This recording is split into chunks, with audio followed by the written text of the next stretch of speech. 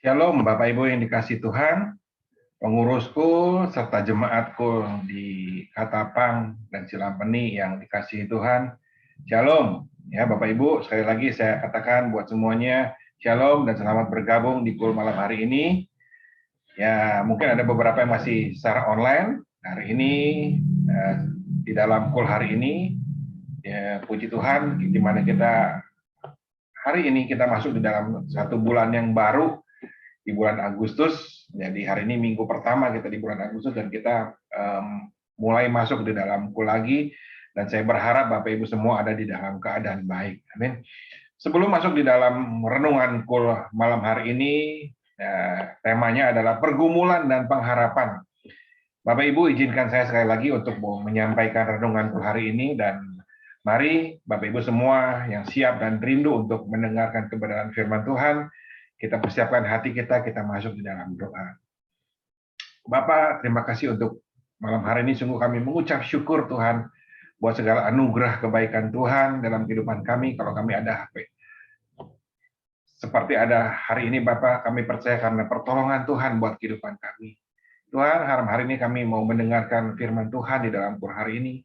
Berkati urapi kami Tuhan, yang mendengarkan firman Tuhan, agar firman Tuhan boleh tertanam di dalam hidup kami, tumbuh berbuah di dalam kehidupan kami. Berkati juga hamba-Mu yang menyampaikan renungan malam firman Tuhan hari ini Bapak. Biar apa yang disampaikan adalah mau apa yang Kau sampaikan buat setiap kami Bapak. Untuk menyampaikan kebenaran akan firman-Mu dalam kehidupan setiap kami Bapak. Terima kasih Tuhan. Dalam nama Tuhan Yesus kami berdoa dan mengucap syukur. Haleluya. Amin. Bapak Ibu yang dikasih Tuhan, renungan Kul hari ini temanya pergumulan dan pengharapan. Sebenarnya tema ini sama persis seperti diambil dari ayat emas yang akan disampaikan hari ini dari kitab Mazmur 73 ayat 1 sampai 28. Hari ini saya nggak akan baca semua firman Tuhan dari 1 sampai 28 karena waktunya pendek, mepet.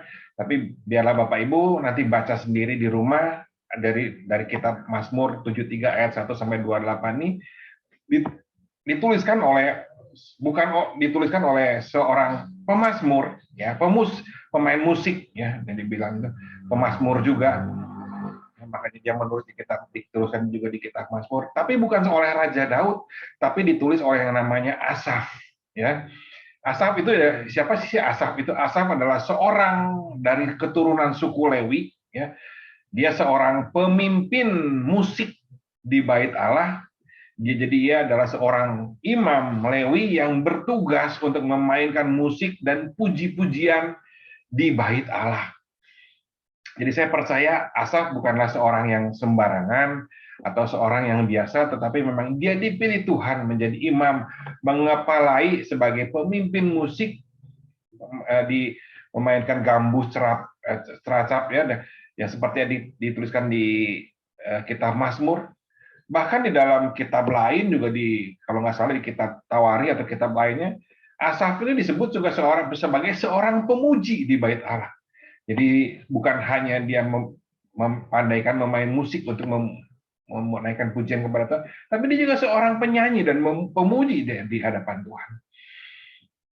Di dalam Mazmur 73 ini dituliskan, sebenarnya apa yang dituliskan di dalam Mazmur 73 ini dituliskan seperti sebuah pernyataan dirinya, pengakuan dari apa yang dialami oleh Asaf sendiri, apa yang dilihat, apa yang dirasakan oleh Asaf sendiri di dalam hidupnya, ya, dibandingkan dengan orang-orang yang mungkin tidak hidup di luar Tuhan. Maksudnya orang-orang yang fasik, disebut orang fasik, orang yang tidak kenal Tuhan, yang hidupnya yang tidak sesuai dengan kehendak Tuhan, yang tidak melakukan kebenaran firman Tuhan.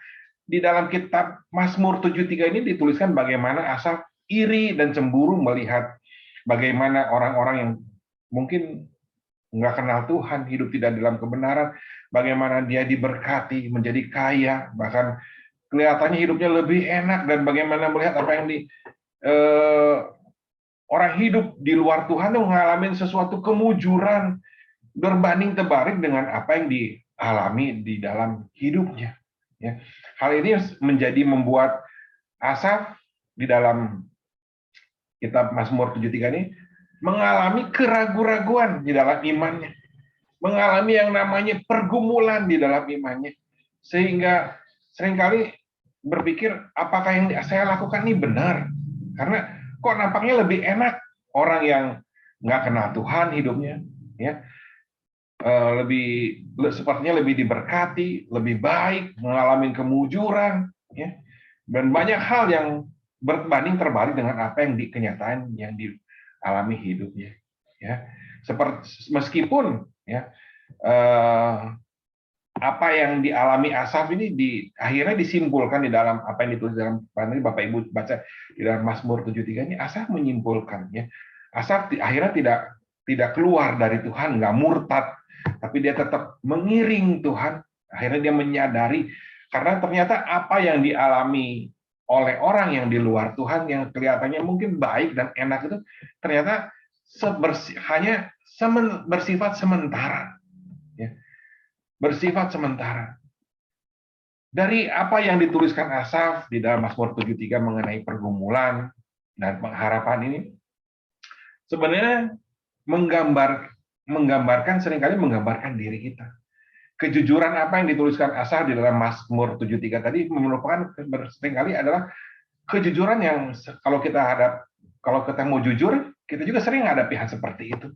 Banyak, apalagi di saat keadaan seperti ini, di mana hari ini banyak orang mengalami kesulitan di dalam kehidupannya, terutama di dalam masalah ekonomi. Mungkin banyak di antara kita mungkin berpikir, kok orang lain yang hidupnya nggak taat kepada Tuhan, boro-boro ke gereja, nggak pernah ke gereja sama sekali aja, karena hidupnya sepertinya lebih baik. Dan seringkali itu menjadi pertanyaan buat hidup kita yang seringkali menekan kehidupan kita, dan seringkali itu menjadi pergumulan buat kita. Apakah kita ini sebaiknya meninggalkan Tuhan dan hidup seperti mereka? Karena kita lihat mereka lebih baik hidupnya. Tapi malam hari ini, ya Bapak Ibu, kita mau belajar. Biarlah kita juga tetap menjadi seperti Asaf, dia tidak meninggalkan Tuhan. Biarlah kita tidak kehilangan pengharapan di dalam pergumulan yang kita alami. Karena saya percaya di dalam pengharapan kita kepada Tuhan, pasti ada janji, di dalam janji Tuhan itu pasti ada pengharapan yang Tuhan nyatakan buat kita sebagai anak-anaknya, itu bukan pengharapan yang palsu. Ya. Malam hari ini Bapak Ibu kata mau belajar, ya, dari apa lewat kenyataan yang sering kita hadapi dalam kehidupan kita yang seperti Asaf. Kita lihat orang lain lebih mujur, rasanya lebih baik hidupnya. Ya.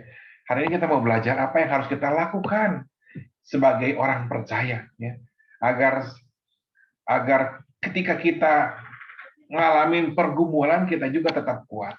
Ya. Karena saya percaya di dalam setiap kehidupan kita pasti akan mengalami yang namanya pergumulan. Tapi bagaimana supaya kita bisa tetap kuat dalam menghadapi pergumulan dan kita tetap punya pengharapan di tengah pergumulan. Dan hari ini kita mau belajar bagaimana caranya. Ya, kita belajar dari apa yang Asaf lakukan. Ya, yang pertama yang harus kita lakukan ketika kita ngadapin pergumulan supaya kita nggak kehilangan pengharapan dan kita bisa keluar sebagai pemenang. Yang pertama ya, sebagai manusia kita sebagai orang percaya, yang pertama-tama yang harus kita ingat, jangan pakai kekuatan kita, ya. Jangan andalkan hikmat kita, pikiran kita. Seringkali pikiran kita ini membawa kita justru semakin jatuh. Nah, sehingga mungkin seringkali kita membuat iman kita hilang. Ya. Yeremia 29 ayat 11 firman Tuhan, aku ini mengetahui rancangan apa yang ada padaku mengenai kamu, firman Tuhan. Demikianlah firman Tuhan, yaitu rancangan damai sejahtera, bukan rancangan kecelakaan, melainkan memberikan kepadamu hari depan yang penuh pengharapan. Ya. Ini janji Tuhan. Firman Tuhan bilang, rancangan Tuhan tuh buat kita tuh rancangan damai sejahtera, yang memberikan kepada kita masa depan yang penuh harapan.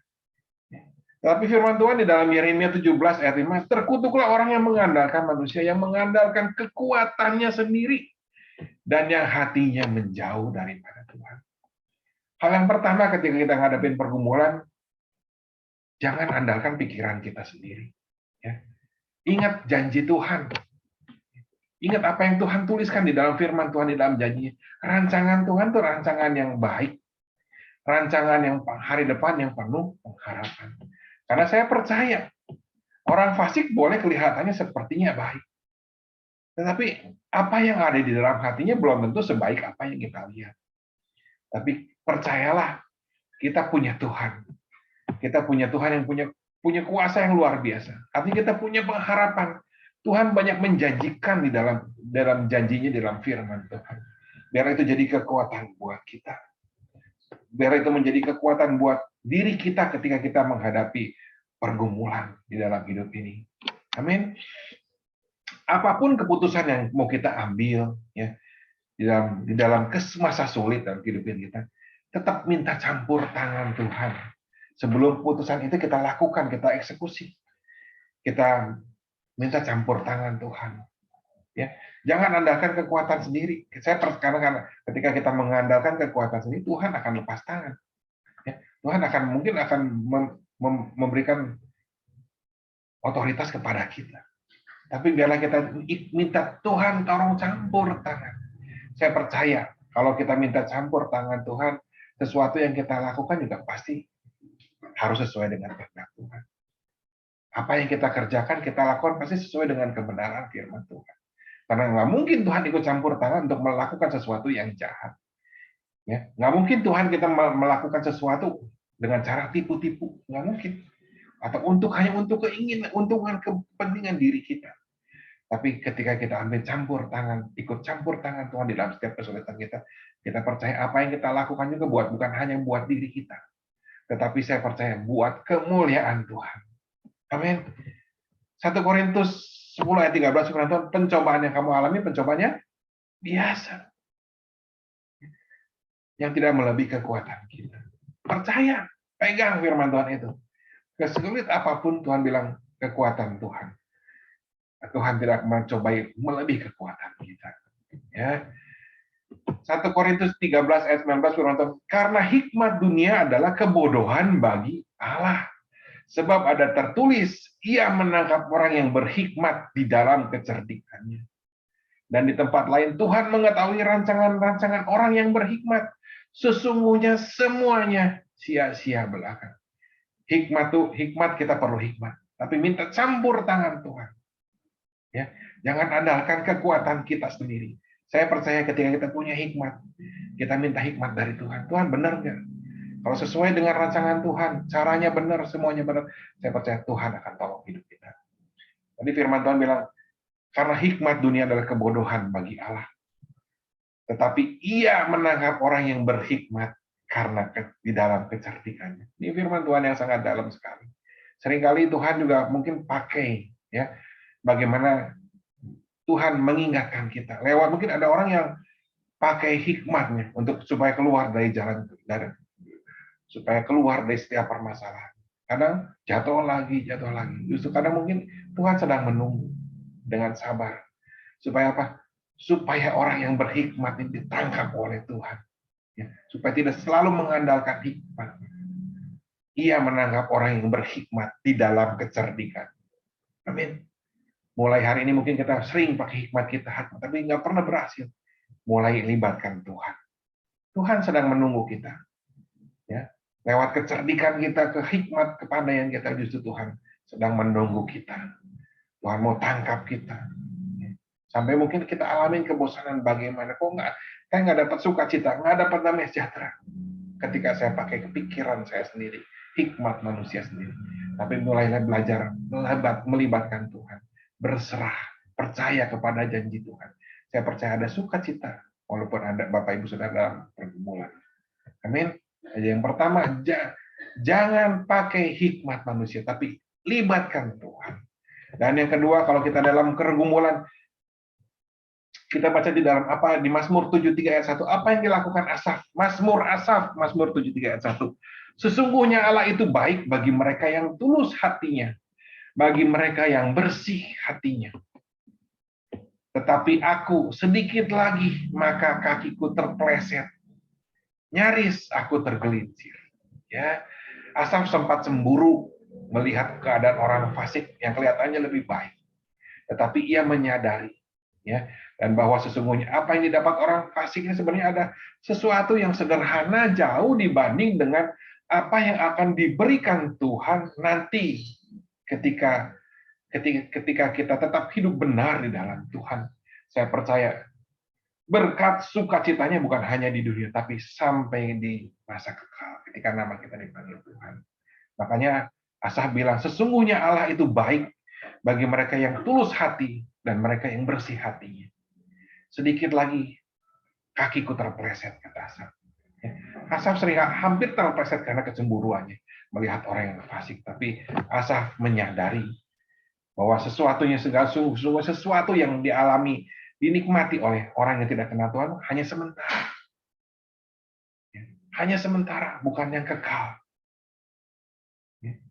Asaf mengingatkan, sesungguhnya Allah itu baik bagi mereka yang tulus hatinya dan mereka yang bersih hatinya. Asaf mengingatkan ketika hati kita tulus mengikuti Tuhan, hati kita benar mengikuti Tuhan, sesungguhnya kita akan bisa merasakan Allah itu baik. Bapak Ibu, kalau Bapak ada orang yang baik kepada kita, tentu kita akan bersukacita. Saya percaya kalau kita punya hati yang tulus, punya hati yang bersih mengikut Tuhan, kita akan merasakan baiknya Tuhan, otomatis kita akan merasakan sukacita yang dari Allah yang luar biasa. Persoalan mungkin tetap ada. Persoalan mungkin tetap ada. Mungkin tetap harus kita gumuli dan kita lewati. Tetapi ketika kita hidup benar di hadapan Tuhan, jangan keluar dari hadirat Tuhan, maka kita tetap akan mendapatkan sukacita sekalipun kita ada di dalam pergumulan.